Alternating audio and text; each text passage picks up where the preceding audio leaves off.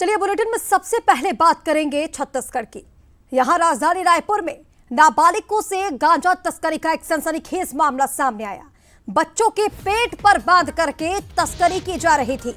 Railway station पर संदिग्ध गतिविधियों के दौरान पुलिस को शक होने पर यह खुलासा हुआ। जांच में पता चला कि तस्कर बच्चों के पेट पर गांजा बांधकर उसकी तस्करी करा रहे थे। गांजा को टॉवेल और टेप से मजबूती से बांधा गया था ताकि किसी को भी शक ना हो। ये तस्वीरें देखिए। पुलिस ने करीब 2,55,000 रुपए मूल्य का गांजा जब्त किया है और इस मामले में 2 मुख्य आरोपी बताया जा रहा है मौके से फरार हो गए, जिनकी तलाश तेज कर दी गई है। 1,250 रुपए देकर के बच्चों से, नाबालिगों से तस्करी कराई जाती थी।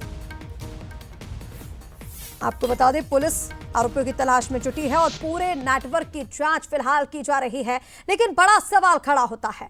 सवाल यह कि मासूमों को ढाल बनाने वाला मास्टरमाइंड आखिर कौन है? बच्चों को अपराध के दलदल में धकेलने की साजिश किसकी है? सुरक्षा के दावों के बीच बच्चों से ऐसी तस्करी कैसे संभव है? और तस्करी के खतरनाक तरीके को रोकने के लिए क्या प्लान है प्रशासन के पास? ये बड़े सवाल हैं जो इस पूरे मामले पर खड़े हो रहे हैं। और ज्यादा अपडेट्स के लिए हमारे साथ रायपुर से सहयोगी दामिनी बंजारे इस वक्त लाइव जुड़ रही हैं। सीधा रुख कर लेंगे दामिनी का। दामिनी, सुरक्षा के तमाम वादे किए जाते हैं सरकार की तरफ से, प्रशासन की तरफ से, लेकिन उसी बीच नाबालिगों से इस तरह से तस्करी कराई जा रही है जिसका खुलासा हुआ है।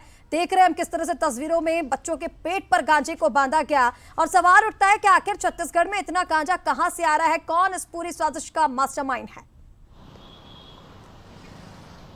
देखिए, आपको बता दें कि जिन 2 बच्चों को जो है पुलिस ने गिरफ्तार किया है, हिरासत में लिया है, उनसे पूछताछ के बाद ये जानकारी खुलासे के तौर पे निकल कर आई है कि ये बच्चे जो है वो जूनागढ़ से जो है इस पूरे गांजे को लेकर ये रायसेना के लिए जो है एक तरह से जा रहे थे। और इसी दौरान रायपुर रेलवे स्टेशन में जब ये उतरे तो लोगों को शक होने पर जो है लोगों ने आरपीएफ की पुलिस को इसकी सूचना दी, जिसके बाद पुलिस ने इस पर जाँच की तो इनके पेट पर जो है फिल्मी अंदाज में ये पूरा गांजा जो है वो एक तरह से बांधा गया था। आपको बता दें कि पहले गांजे को टेप से बांधा गया और उसके बाद फिर उस पर जो है जो टॉवेल होता है वो बांधा गया था। और ऐसे में इस पूरे गांजे को जो है एक तरह से दूसरे स्थान पर ले जाने का प्रयास जो है ये करते नजर आए थे, जिनमें 2 मुख्य और आरोपी है जो अभी फरार है। उनकी भी तलाश जो है पुलिस कर रही है। लेकिन बड़ा सवाल यही है कि इन बच्चों को 12,500 रुपए की आड़ में जो है फंसाया जा रहा है और इस जाल के माध्यम से नशे के काले व्यापार को, बच्चों को जो है अपना मोहरा बनाकर ये लोग जो है नशे के पूरे काले व्यापार को फैलाते नजर आ रहे हैं। आपको बता दें कि लगातार जो है देश की राजधानी और साथ ही छत्तीसगढ़ की राजधानी रायपुर में इस तरीके के मामले बढ़ते जा रहे हैं और इन गांजा तस्करों समेत सूखे नशे का जो व्यापार है उसके लिए रूट का बदलाव जो है वह भी किया गया है।